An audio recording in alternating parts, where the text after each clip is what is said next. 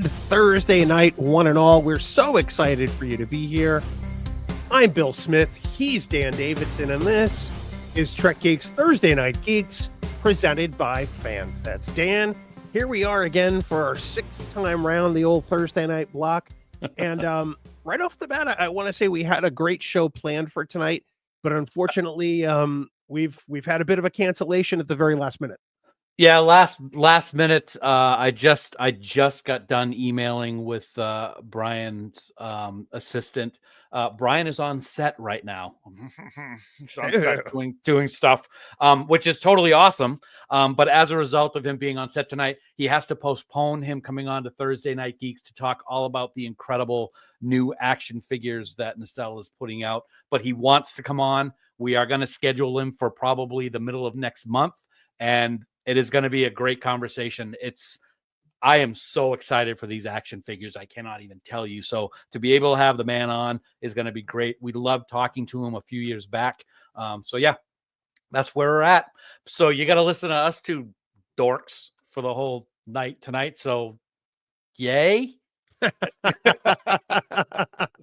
Yeah, we apologize to everybody who was showing up specifically to hear Brian. We actually wanted to have a great conversation with him and find out what was going on with those new line of action figures. But we understand, things happen, and we are more than happy to welcome him to Thursday Night Geeks once his schedule allows. Until then, Dan, you and I are going to pick up your topic that you've selected. So why don't you go ahead and regale us? I will regale. Should we regale drinks first or regale what we're going to talk about first? Well, because let's drinks is always give me important. the topic, and then we'll talk about what we're drinking. So we did want to come up with a backup plan because I did know ahead of time that there was a possibility that Brian wouldn't be able to join us because he was going to be on set. So I texted you the other night and I said, dude, we've never talked about Deep Space Nine season 4's premiere, The Way of the Warrior, which introduces Worf, the whole Dominion War, all kinds of great stuff, the return of the Klingons. So I had to twist your arm a little bit. Not too much, a little bit. So we're going to talk about it. I'm going to be honest. I have not watched the entire episode in a while, but I love it. So I know it. It's right, dude. It's right in here. There is so much room. Good. It finally worked, ladies and gentlemen.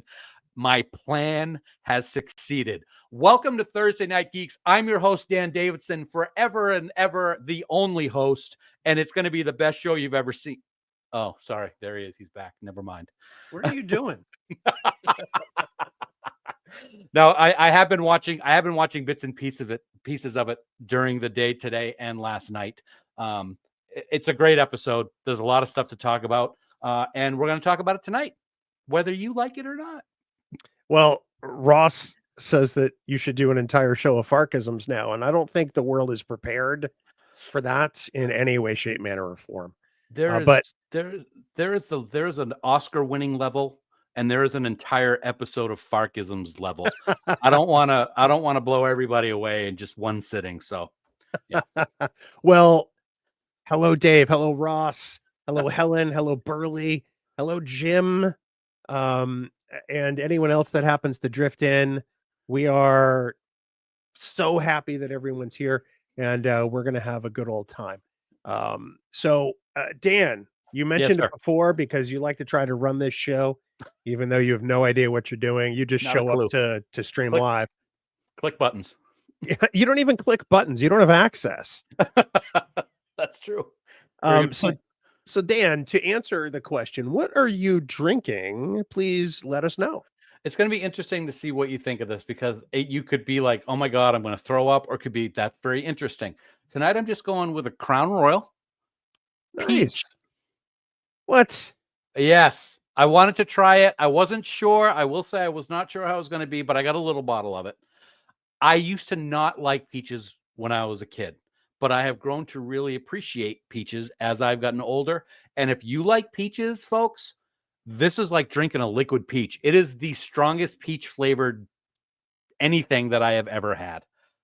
So yeah, you know me, as my wife likes to point out, and actually pointed out to the person at the cash register, if it's a special flavor, he's going to try it at least once. So here we are. Now that I drink a lot of bourbon, I'm kind of I'm conflicted over this because there's a day where I would have like had the flavored thing, but now I just appreciate the layers of flavor Mm, in the unflavored I things gotcha. so much. So, Yep. but that said, I mean, Ross has some input, by the way. The better version is salted caramel. Oh, I'm sure. I will not disagree with that. I'm sure it's fantastic. Yeah, but I wanted to give this a shot. A few weeks ago, I think it was week 1 of Thursday Night Geeks, or maybe week 2. I was having a Buzz Box. Yep. Remember? Yep. Tonight I am also drinking a Buzz Box in my insulated OtterBox cup. It's a Mhm. vodka lemonade. It's Oh, very nice. all right. I Very. like that. I may have had a mojito before the show. No Allegedly, problem. we can't prove this. That means you'll be nice. I mean, I think that's great. Congratulations, man. Well, I'll be nice to our audience. I'm always nice to them. Dan, before we talk about the We of the Warrior, I want to touch a base a little bit on last week's show and Mm, the reaction from it, both from everyone who saw it and then also from one particular special viewer in specifically. yes, absolutely. It was unlike anything that I have seen on this show and maybe on any other shows. Now, granted, we have a special place in our heart for Jude. And I'm not taking anything away from the Tenutos. The Tenutos were phenomenal. Not at all. But the reaction that we got from our viewers / listeners on Jude, what he brought, how he was on a level that I could not have expected and was so excited and happy for. It's really kind of amazing, Jude is special and dear to us. For him to see the love that was sort of universal for his appearance last week really was amazing. And it wasn't just him and his family who saw it, Dan. Yeah. I'll be honest. I was going to email Jude's mom the next morning, but it was such an incredible night that I sent her an instant message, our time in the morning, Friday, and said, "Hey, you got time for a quick Facebook phone call?" And when she was available, I called her and we talked for about 20 minutes. And to hear the joy and the love and the appreciation and the thanks from her as to how that being able to be a guest on the show is going to mean to Jude was something that she could not adequately put into words. It made me cry. I cried while I was on the phone with her. I then emailed her and CC'd you so that you could also put in your thoughts as to what it was like. It's reassuring to know that there are such good people still left in this world, because I will be very honest, right now there are times where I think there is nothing good left in the world. It is very hard to get up and smile about a lot these days with all the crap going on. Jude and his mom are two people that I will always be able to look forward to getting a smile out of me because of the love in their heart. They're wonderful people. And I know you feel the same way, bud. I absolutely do. And I've only ever met them online. I mean, you've been lucky enough to meet them in person in the real world when you went to the UK on vacation. I'm still completely envious of that experience. I hope one day to replicate it on my own end. But just knowing what the response from everybody watching, or everyone who watched live and on Memorex, I guess, it really did mean the world to Jude. So I know that we have the greatest audience in the world. I know we have the greatest friends in the world, and I just want you. We just want you all to know that you truly are the best, and we adore each and every one of you. So thank you. This just in, Bill. I'm getting a live instant message from Jude's mom saying how much she is loving this. They are watching way late at night right now in London, watching live. So, hey, Jude. Hey, Jude's mom. The fuck is my message? You don't get messages, pal. It's love you guys. Me. Love you guys. Now we're in daylight savings time now in the U.S. on the East Coast, so it's only 4 hours difference. So it's only just a smidge past midnight. Right. Yeah. But I guess college man can stay up past midnight now. College fans probably have a little right. I don't know anything about that. Maybe I have no idea. I'm just saying. But yeah, it's great to talk to them live right now. It's great to talk to them last week. I can guarantee you, whether you are in charge of the show for all time or not, Jude will be back on this show. I'm telling you right now that I am not going to stand for a no on that request, my friend. Wait, are you plotting my demise or something? No, you're just always going to be in charge. But I am saying he is going to be back on at some point. I feel like you're hatching an episode of Dateline NBC. For those of you across the pond, that's like a murder mystery report. So yes, no. It's great to. It was great to talk to him. Just the response. Thank you to all those people out there that were watching and listening last week. Not only did you make our night, you made his. You made his mom's. You made his entire family's. And it was a fun conversation. And the Tenutos were incredible. The whole original 1979 LP that he still listens to, for God's sake. Oh, it was just a great conversation. I have to let you know, I did get a message from Jude's mom, Kate, about 5 minutes ago. It's got a screenshot of me having left the screen. Yes, that's the same one I got. And it says at last Jude is on board. What the hell?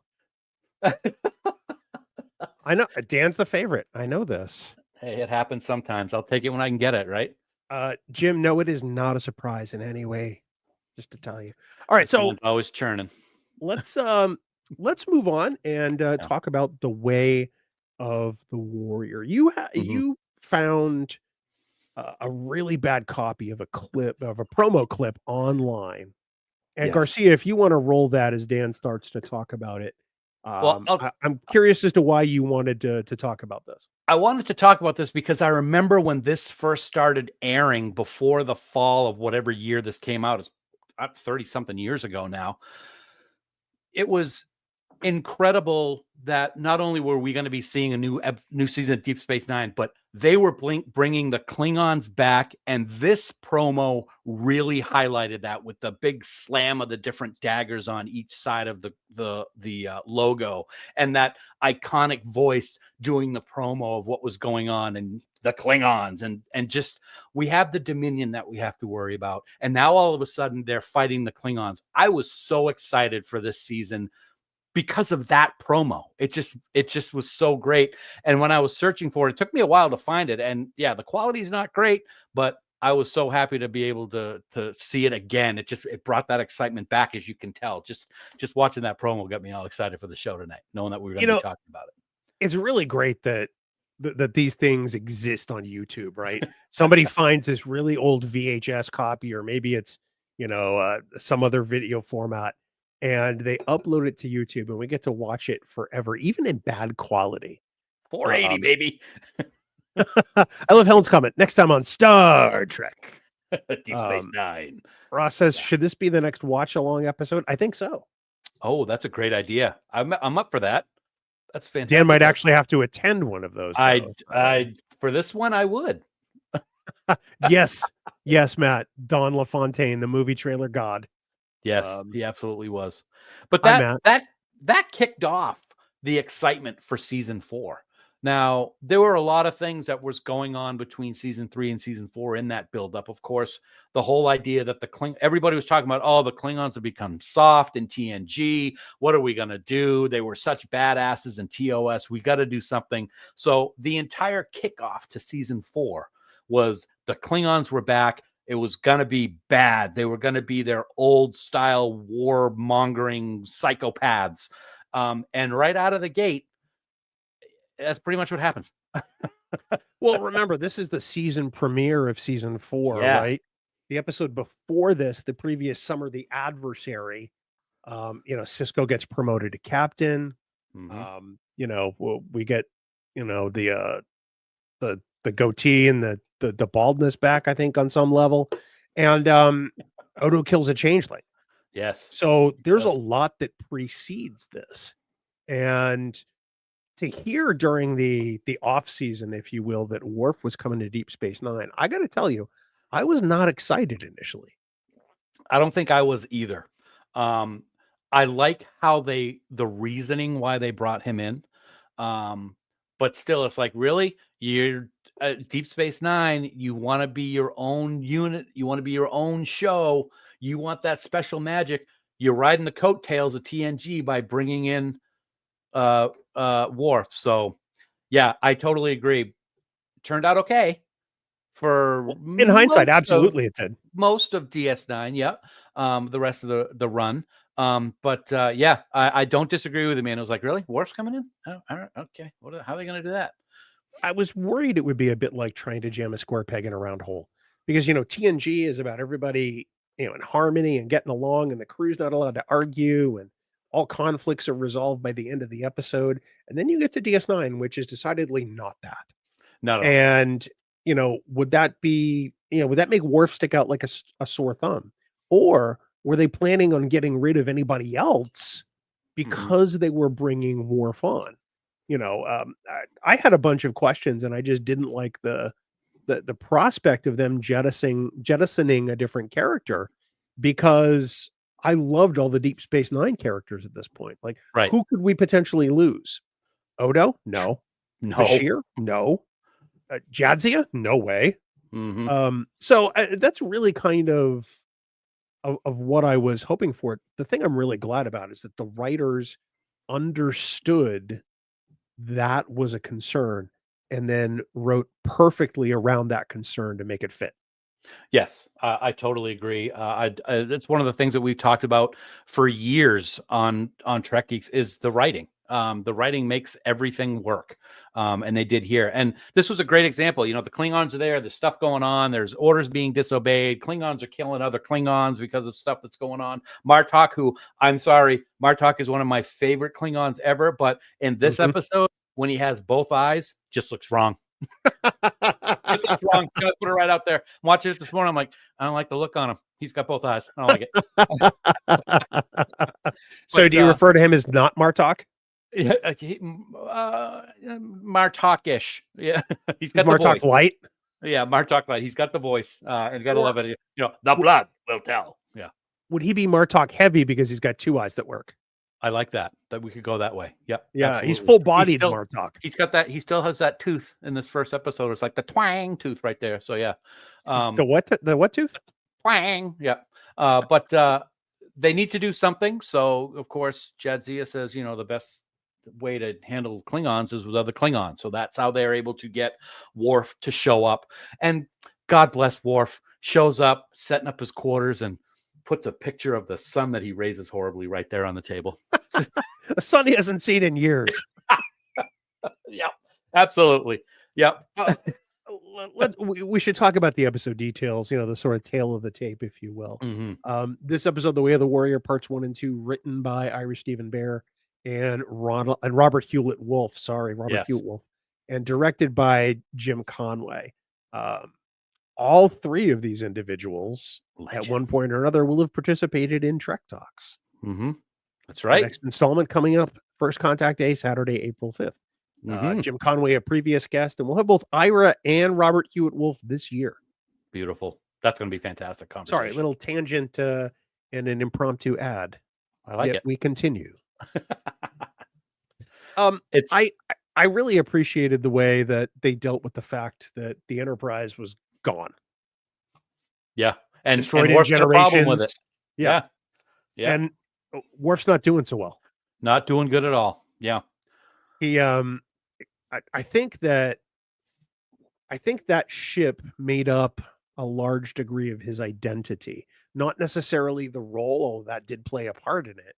But I think that being the security chief of the Enterprise, the flagship, for him was the ultimate honor.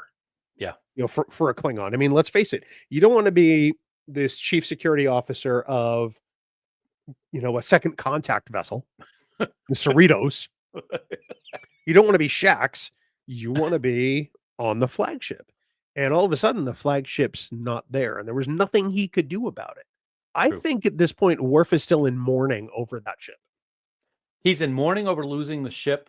And I know we're getting ahead of The Way of the Warrior, but I will say it was something that irked me, in the fact that he kept thinking as if he was in charge of security on Deep Space Nine for the first few episodes until Odo put him in his place. Yeah. It was interesting to see that aspect of his character. Is it because he was having such a hard time with losing the Enterprise, or such a hard time of losing the job that he had on the Enterprise? They both go kind of together. It's like the first season of TNG, when he's sitting at comms ops or whatever the hell he was doing. He wasn't really doing anything. He really never found his footing until he became security chief. Thank you, Tasha, or thank you, Armis? Monster. Yeah. Armis, So, yeah. Yeah, absolutely. I think that you made fun of Shax. I didn't know. I didn't make fun of him. Clearly second contact vessels are second contact for a reason. True. They don't have the same job. First contact is Starfleet's primary mission, and second contact cleans up all the messes. So, but that's not what Worf wanted. He wants the position of honor, right? Because he's more Klingon than Klingon, as we've heard so many times. So, it's just the way it is with Worf.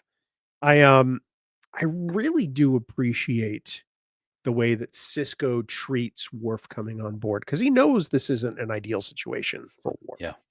Yeah.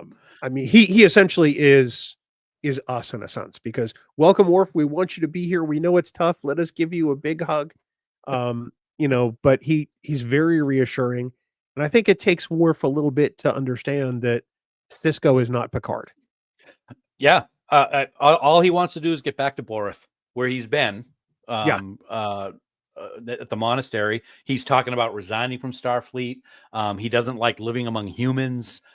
He's just kind of isolating himself, which we've seen a lot of people do when they're having trouble. People isolate themselves. So he's obviously having issues. But Sisko does what he does. Sisko's smooth, baby. Well, yeah, he's Sisko. Come on. I need you to do this. If you want to resign after, yeah, but you got to do this for me. I mean, it's just pretty good. The one, I don't want to call it a flaw, but the one real thing about the script that doesn't work for me is, we get Worf on board saying only a Klingon can deal with Klingons. But yet for the first 3 seasons, Jadzia has been dealing with Klingons like a Klingon and nailing it. Can we just be honest about that? Blood oath, anybody? Jadzia's been getting it done. And I don't think that she gets enough of the credit she deserves. One brief note. Yes, Helen, I couldn't agree more. That's true. Who among us likes living? This is why I have a dog. Yeah. Garcia, throw up this picture that we gave you. But one of the things that I did not like about what they did with Jadzia and Kira is they kind of played them second fiddle in this as kind of a comedy aspect of the episode by having them in the holodeck for getting massages on Trill, and then showing up in like Castle, Lancelot. Yeah, it was actually Lancelot scenes. And Kira embarrasses herself in front of Worf. Can I just say, I love the fact that Kira has relaxed enough at this point, to the point where she'll actually do this and walk out of the holosuite like not a damn thing is wrong. You punched Lancelot. Kira of the first 2 seasons wouldn't have done this. Not at all. She wouldn't even gone in the holodeck. She didn't understand recreation. Because she was still being a Bajoran terrorist to some degree.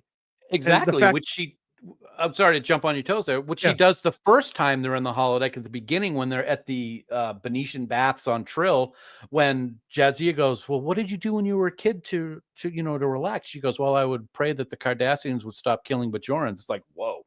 The conversation ender, isn't it?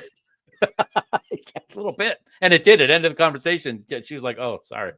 What did you do for fun, Kira? I murdered people in their sleep. I fought the occupation. I mean, girl, lighten up. I kid. Yes. Worf has a really unique way of asserting himself to get to Martok. I love this scene where he essentially, makes this kid look like an idiot to the point where it gets Martok's attention, and then they get to start talking. Yeah.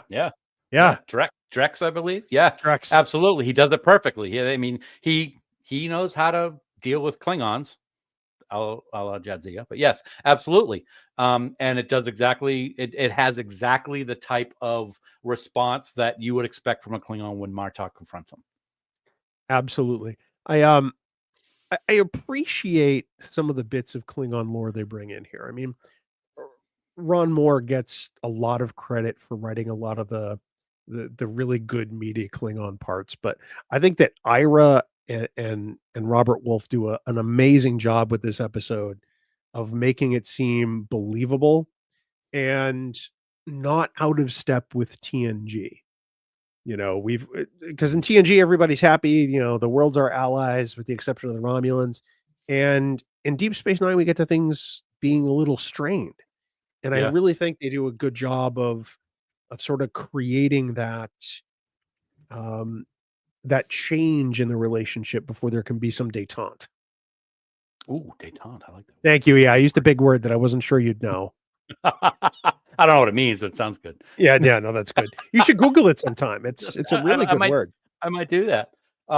This is also the episode where Worf is being all Klingon-y, and gets to talk with an old family friend and do that Klingon, fight song that became so famous for in Star Trek lore, getting the guy drunk and then finding out that they're actually planning on attacking the Cardassians. So they bring in all kinds of interesting stuff. You got the Dominion about to come through the wormhole at any time. You never know when they're coming through. You got the Cardassians sealing off their borders, of becoming xenophobic. And you got the Klingons who think that the Dominion has infiltrated the Cardassians. So they're going to wipe them out right away so that we don't have to worry about the Dominion at all. You know, it takes a situation that was already bordering on complexity and makes it damn near impossible. Mm-hmm. And that's the thing I like about what this opener for season 4 sets up. Yeah. We know the stakes are high because of the Dominion, but I don't think there are many Star Trek fans in the world who were thinking that it would drive the Alpha Quadrant into disarray, trying to figure out how to fight it. Right. And I really loved that aspect because even by the end of this episode, not everything is assured. No, by any means. not at all. Not at all. And that's what I think is great. This is when we really start getting into the whole arc. I mean, big time arcs. You had stuff going on in the first couple of seasons, but this is when it really starts taking off and it makes just riveting television. Speaking of riveting, Dan, I think it's probably a good time to pause and maybe talk about some friends of ours and do a little business with America. What do you think? Always a good idea. Love it. Let's do it. All right. We'll be right back. Stay right there.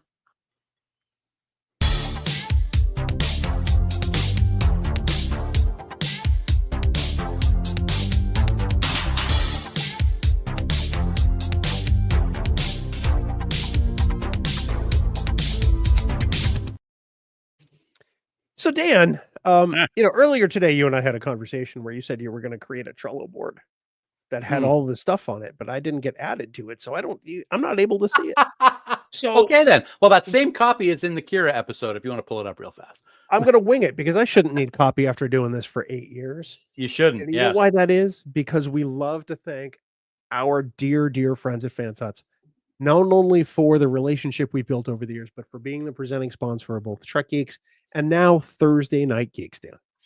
Yeah, we would not have anyone else to be our presenting sponsor. We love every single person over there at Fansets, and it's another week, and it's, as you said, it's another moment to thank the best team in the business. Fansets, this is amazing. They have over 500 officially licensed Star Trek pins. They release new stuff every single month.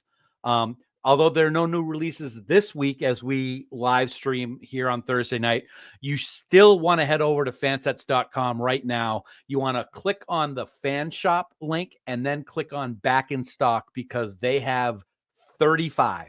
Yes, you heard me right. 35 previously sold out pins are now back in stock, and each one of them is just begging for a new home, just like yours.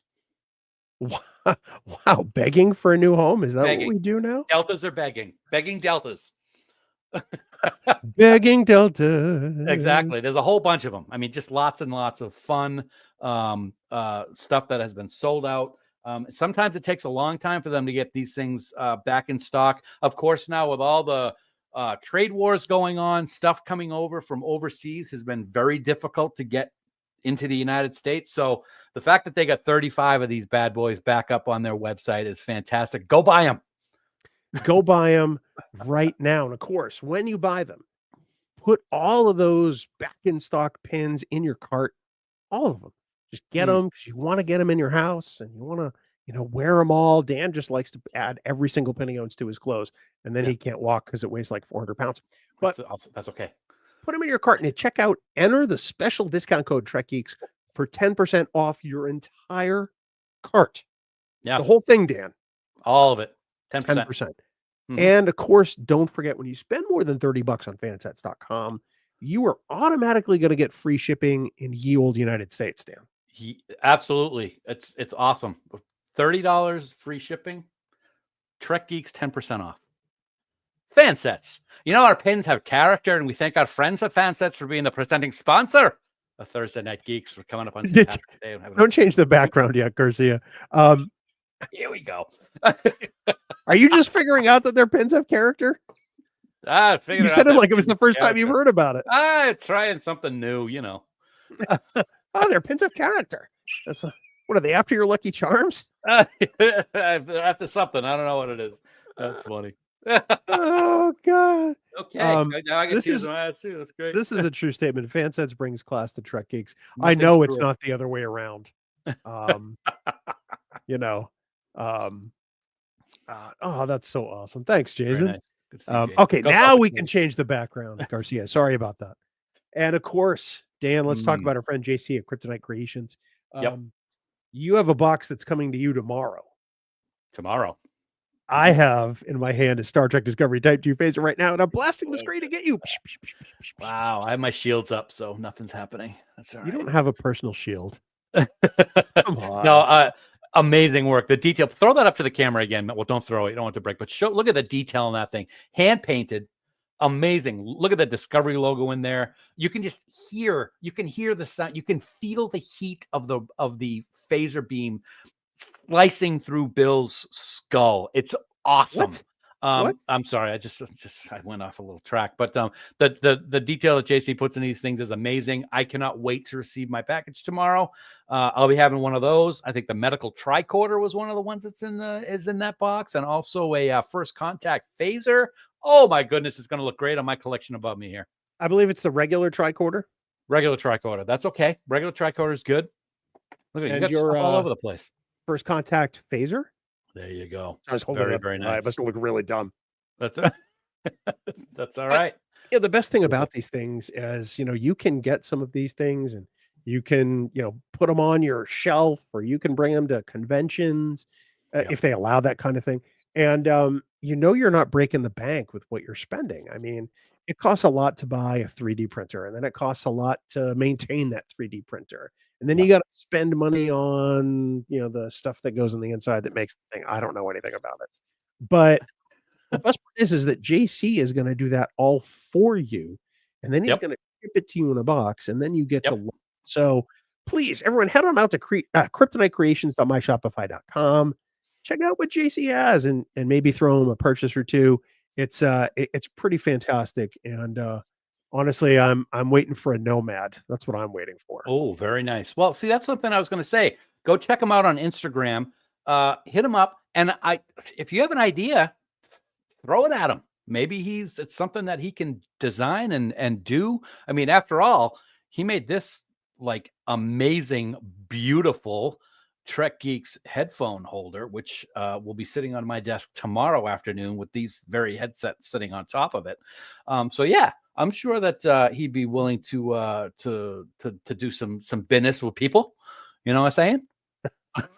Sorry, did you call it business and people?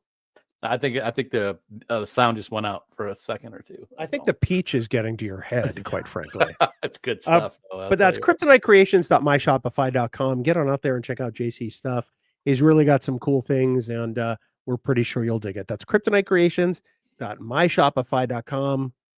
Be right back in a few seconds.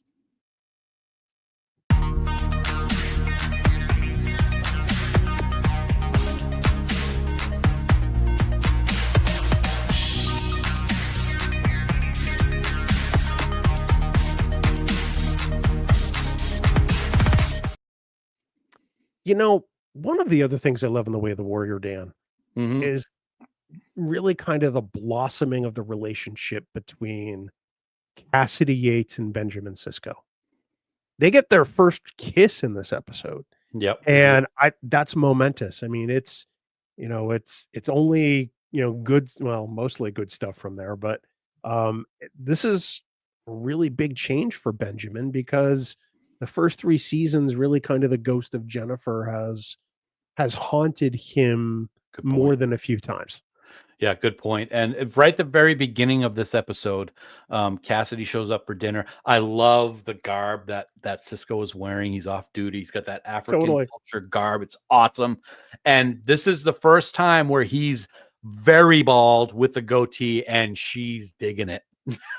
You mean it's the first time he looks like Hawk from Spencer for Hire? And I'm okay with that. He looks really good, and just right from we talked about the writing. We know the writing is just so good, but right from the get-go here, because he has a gift for her, and it's Tholian silk. Awesome callback. And then she's got a baseball cap for the Pike City Pioneers, who play on Cestus 3. It's just great little things that happen all throughout the season 4 premiere that make you smile when you're a Star Trek fan. A lot of great callbacks. That whole scene just brings me so much joy, because, for 3 seasons so far, we've seen, the relationship between Benjamin and Jake, the real love story there. And to know that Benjamin has gotten to a point where he's grown out of grieving all the time to a point where he could not really move on, but move to a different phase of his life, while still respecting and loving everything that Jennifer brought to his life. But to open his heart and his world to Cassidy really is just kind of amazing. It really is good. I'm glad that they did this with Sisko. He needed to have that romance in his life. Of course, things got a little rocky down the road, of course, because she does, silly things like, break a bunch of laws, but whatever. but then it all is better and everything's fine and they're happy, and he goes to the temple and she has a baby. But we'll get to that later at other shows. Spoiler alert. But I think it was good. I think it was good for the character. It was great character building. Of course, we have this budding relationship, and then right after Way of the Warrior, we have, of course, the Visitor. Whole other show in itself, coming up right after this action-packed season premiere.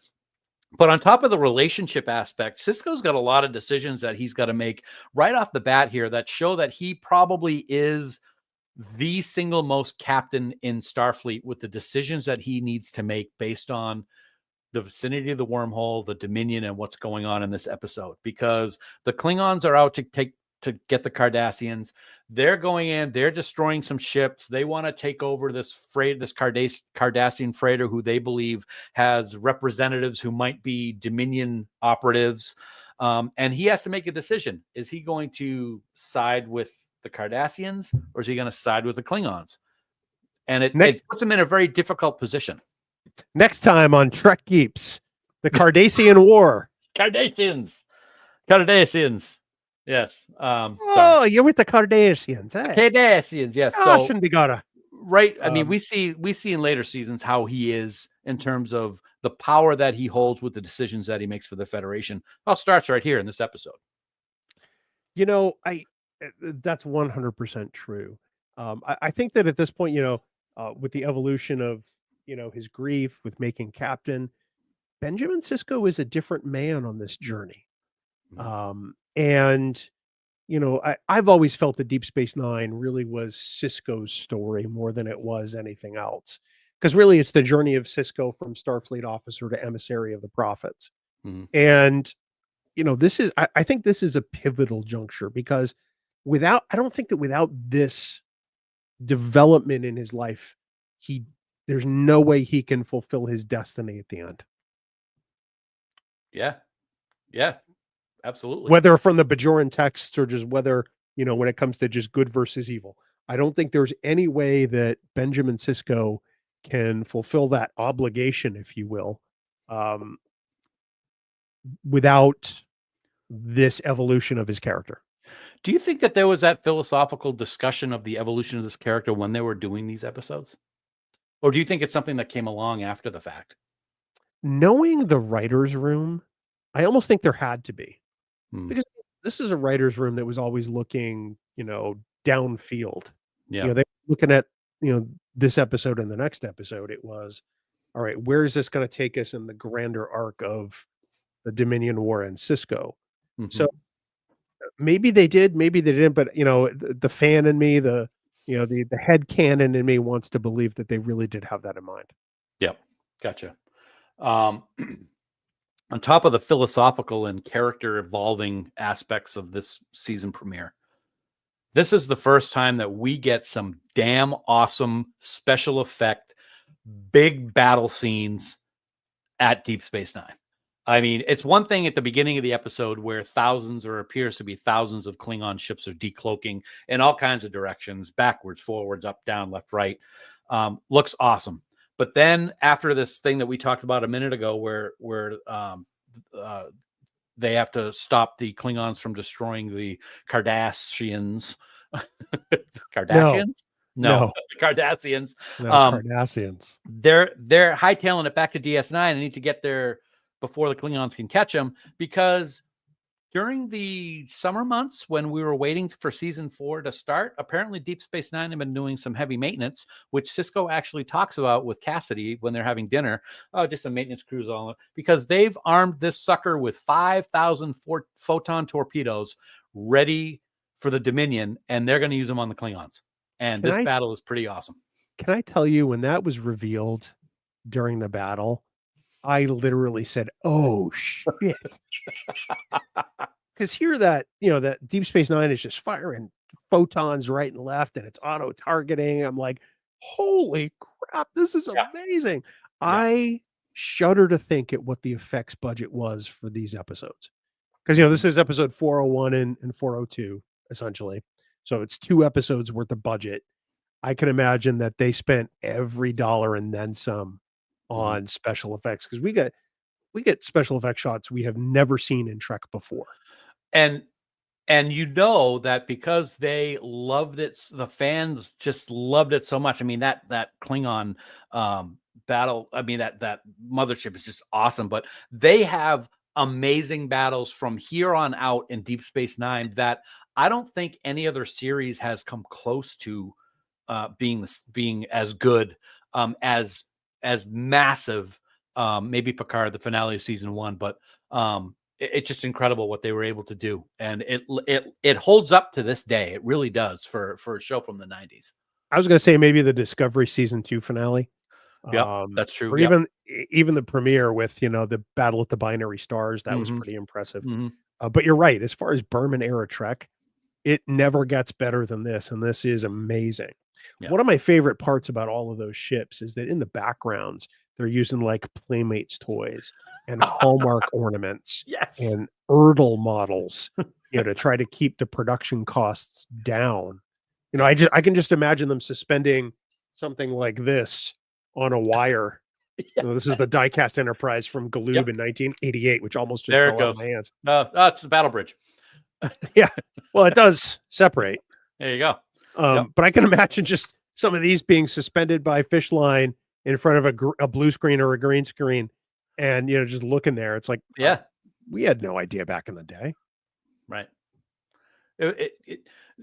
The scene where it still blows my mind to think of all of those ships on the same screen, and even with those ones that you're just showing, just like the little model, it still looks awesome.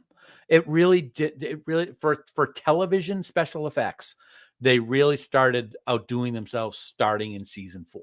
Now, season 3 had some great stuff, and I believe was at the end of season 2 where the Dominion suicide ran the Galaxy class starship. That was pretty awesome. But this is in a whole nother class when they start doing the stuff with these big battles. The season 2 and season 3 finales for Deep Space Nine are all oh shit moments. But then you get to the premiere of season 4, and it takes those and it makes them look nearly insignificant Mhm. to the scope of what season 4 lays out before us with The Way of the Warrior. The thing that I'm really surprised at is that when they finished shooting the episode, it was actually too long, so they had to cut some scenes. And originally, there was debate about whether to cut the root beer scene. And I think that that root beer scene is so important It's so good. between, Quark and Garrick, Yep. that Ron Moore was even fighting for it to stay in. And I think that it says volumes about the way aliens perceive Starfleet, Mhm. or at least some aliens. When I look at some of what was cut, Dax and Kira in the Bath's Hollow program, okay. Bashir and O'Brien eating sand peas at Quark's, while Quark mentions quiet Klingons. And then Odo and Quark discussing Quark's intention to defend his bar and the discovery of a missing disruptor pistol. I think those are smart cuts. I don't think that those necessarily take anything away from the story. Mhm. But knowing that the root beer got to stay in Yeah. despite all of that is actually pretty amazing, because I have always loved that scene. A lot of the scenes that you just talked about, I must maybe the DVD versions put those back in and made it seamless, because those are all in the ones that I've been watching when I was going through and watching a little bit today. So that's kind of cool. You may get a version of them, but not the full but scene. not all of them. Yep. Yeah. No, that's cool. I can understand. Yeah, that root beer scene is fantastic. You said, and you know what? I was never a big root beer fan, so yeah, it is vile, Garrick. Yep. Your face is vile. Garrick. Let's talk about Garrick for a second. Yeah. Since you brought him up. Of course, any scene that Garrick is in Deep Space Nine, Andrew Robinson does just a great job, whether it's at the beginning of the episode when he's having lunch with Bashir, or when he's talking to Quark in the bar about root beer, or when he is side by side, which is just one of the best moments of Garrick with Gul Dukat defending each other. Who would have ever thought that would have happened? It is a great scene with Mark and Andrew, and I absolutely love it. It's so good. Not just me. make sure you're pointing that at a Klingon. I still just don't understand why this happens. Yes, they both have the same vested interest, but these two hate each other very much.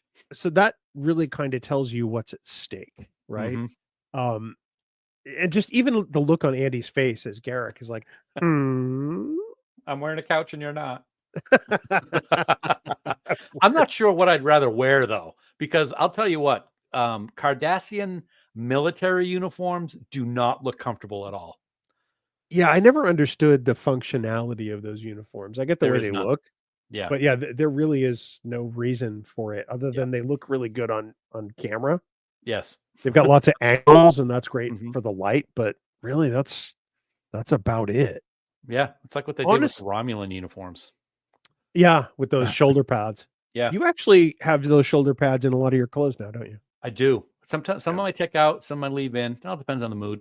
Okay. Jerk. I think that a lot of people, wonder where to start with Star Trek, right?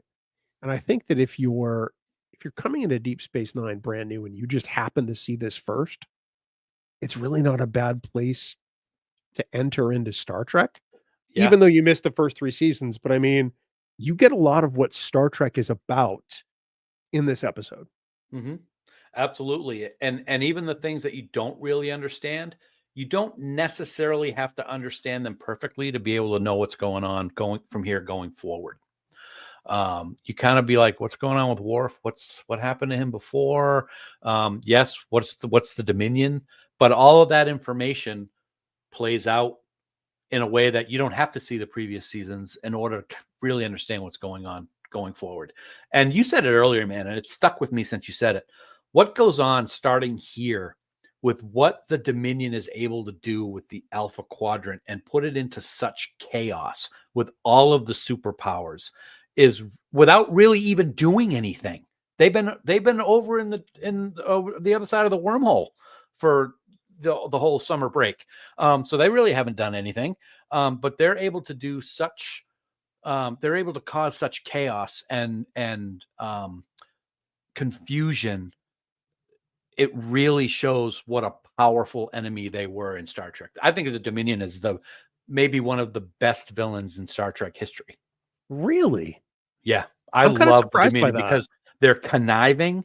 They they play the long con. Now, the Borg played the ultimate long con in Picard, and I totally understand and get that. But until what happened in Picard, they were patient, and they've been doing this for thousands of years over on the other side of the wormhole. So, yeah, I've always loved the Dominion. I think it's a great villain, and it's a structured villain with tears Tears. of the prophets. Oh, no, let's not talk Sorry. about that. No. Yeah, Sheldon somewhere else, please. Well, you have the Vorta, you got the Jem'Hadar, you got the Changelings. I mean, it's a caste system basically of villains. I love it. Yeah. Yeah. Well, I mean, here's the thing. I mean, I really feel like the Dominion turned out to be what the Klingons originally should have been in the TNG era. So you get the Klingons in TOS, and they are conniving. They are deceitful. They are not to be trusted. They are taking, very definite turns toward the Federation and really kind of possibly inciting war. Yeah. We kind of get all of those qualities and then some with the Dominion, except the Dominion's harder to fight, right? They're these sort of gelatinous things with these super soldiers. Okay, great. But you know what? I've said many times on Trek Geeks over the years that TNG kind of takes the Klingons and turns them into almost these caricatures of what the Klingons used to be. They're all about honor and bladed weapons. When foggy bridges. When you go all the way back to Core in TOS, and he's a villain that just chews scenery, right? He is next level. The Klingons, most of the time we see them in TNG, are not that, and they look like they're in a Swedish heavy metal tribute band. That's interesting. You know what? When you brought up Core, you know what made, and I'm trying to tie it to the Dominion. You know what Core reminds me of? But the way that he talks and his conniving, Wayun, which that the way that they did diplomacy, if you want to call it diplomacy, kind of what Core did back in TOS time with what the Vorta do for the Dominion. Jim McMahon brought up a very interesting question, and I want to say I've seen a picture of a Jem'Hadar as a Borg, but I could be thinking of something else. That's a great question. I wonder if that has ever happened, if the Dominion has ever run into the Borg, and if so, it'd be very interesting to see. I mean, can the changelings be assimilated? I'm sure that the Jem'Hadar and the Vorta can be, but yeah, very interesting question, Jim. Check into that. I'll talk to Ira. I've honestly never thought about that. And I would imagine that, well, if the Jem'Hadar have sort of Borg nanoprobes coursing through their body, they wouldn't necessarily need the Ketracel white. But why would the Borg? Why would the Borg? Yeah. Yep. I'm not sure. I think what I'm thinking when I say I could picture an image of a Borg as Jem'Hadar, I think I'm thinking of an action figure that I have from years and years ago, where it's actually a Cardassian that is a Borg soldier. So I think that's what I'm getting. Oh, those sort of Art Asylum or whatever they wear, those extra tall figures. I think I have those in a storage tub somewhere here. They're beautiful too. Yep. Oh, the sculpt on them is amazing. Speaking of action figures, see, it all fits. Car comes down, it comes collecting, babe. Collecting. Collect this. Obviously, we could talk about the Way of the Warriors, 2-part episode essentially in syndication. 2 hours when it was originally broadcast. We could go on about this episode for ad nauseum, forever. I think the thing to really take away with this is really is ironically where Deep Space Nine comes into its own, even though it took a character from the Next Generation to make it happen. Indeed, yes, and that's disappointing, but at the same time, it's okay. The end of the episode, we get to see Worf make the decision that he's going to stay. This is going to become his new home. He's wearing red. Strategic Operations Officer. I'm wearing red tonight. New title. Yes, you are. Yep.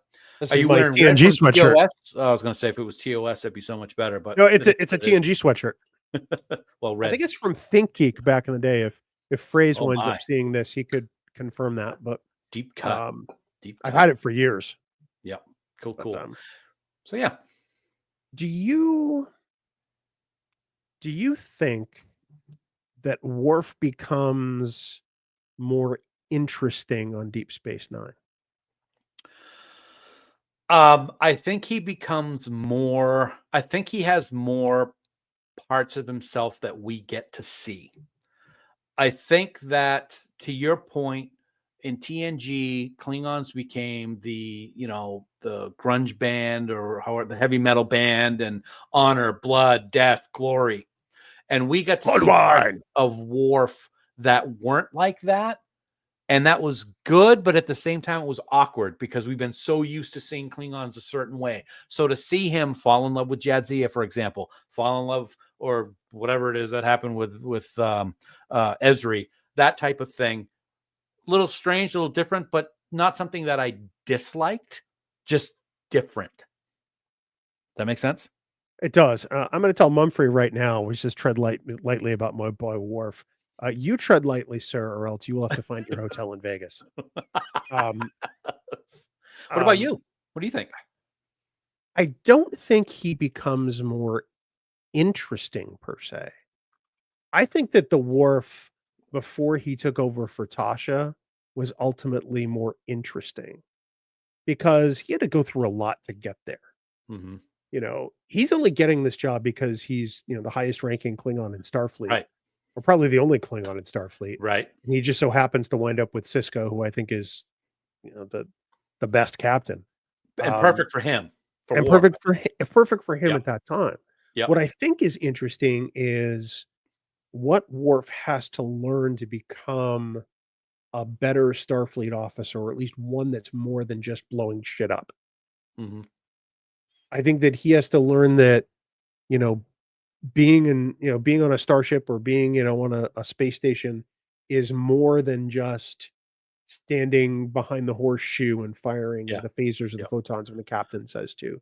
He gets to learn more about that decision-making process.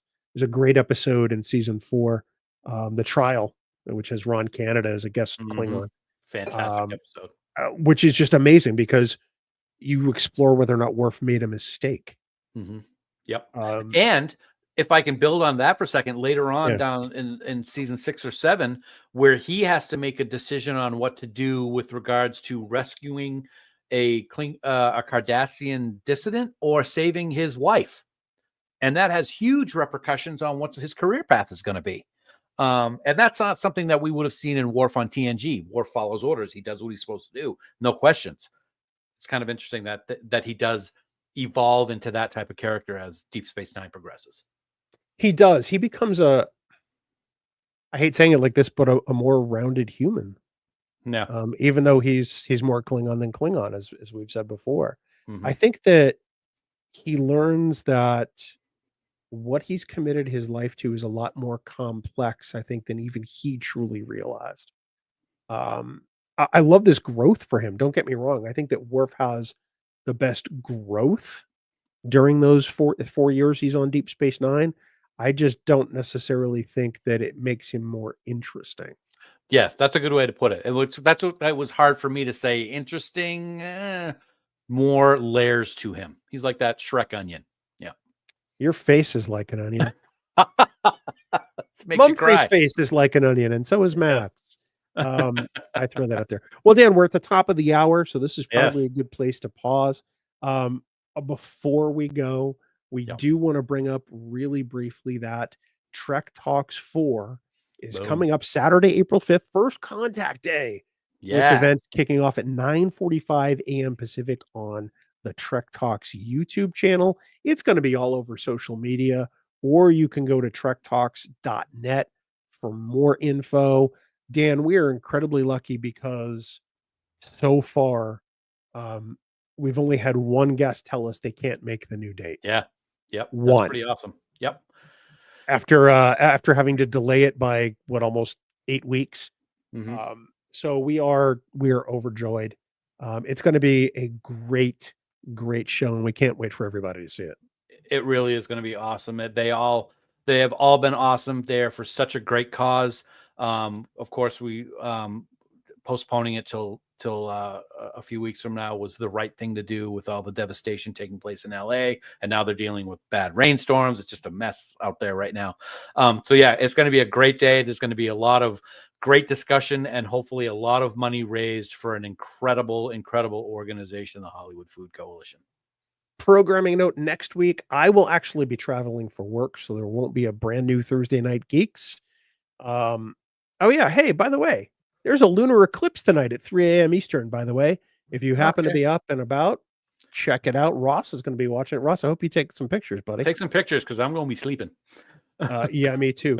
But we'll be back in 2 weeks. We're working on that now because this is the show we were going to do 2 weeks from now. With the cancellation of Brian Volk-Weiss, we will have something for you, and we're hoping to maybe mix it up a little bit. So, but we thank you all for joining us. Dan, as always, you did a mostly okay job, and we will see you all back here on Thursday Night Geeks 2 weeks from tonight. Until then, please do live long and prosper. Have a great night, everybody.